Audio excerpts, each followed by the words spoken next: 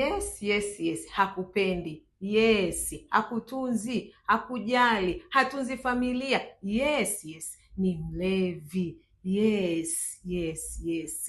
Ni muhuni, muongo. Yes, yes. Yuko hivyo alivyo kwa sababu wewe huko hivyo ulivyo. Wewe umechangiaje yeye kuwa hivyo alivyo? Kila mtu ana blind spot. Blind spot ni ile tabia ambayo wewe mwenyewe uifahamu, lakini uko nayo, unaifanya. Na watu wengi sana hawajui kama wana hiyo kitu, na hivyo wanakuwa wabishi na wanaweza wakakataa kabisa, na hawaoni kwamba wao wanachangia kwa kiasi gani wenza wao, waume zao, wake zao, rafiki zao, wapenzi wao kuwa hivyo walivyo. Sasa pause and reflect.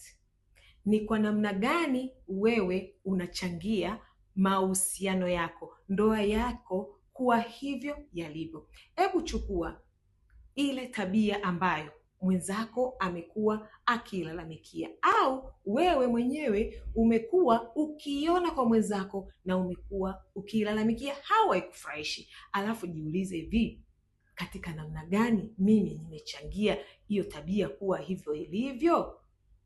Alafu ukipata majibu, anza kujifunza namna gani ya kuondoka hapo, ili uweze kuwa na ndoa tamu yenye furaha, kwa sababu inawezekana.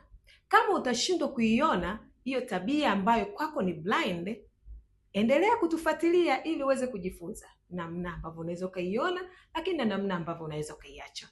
Na unaweza pia ukawasiliana nasi tukakusaidia namna ambavyo unaweza kuiona, lakini na namna ambayo unaweza ukatoka hapo. Maana ndoa tamu inawezekana. Ni nani asiyetaka ndoa tamu? Ndoa tamu inawezekana, na mahusiano matamu yanawezekana. Chukua hatua.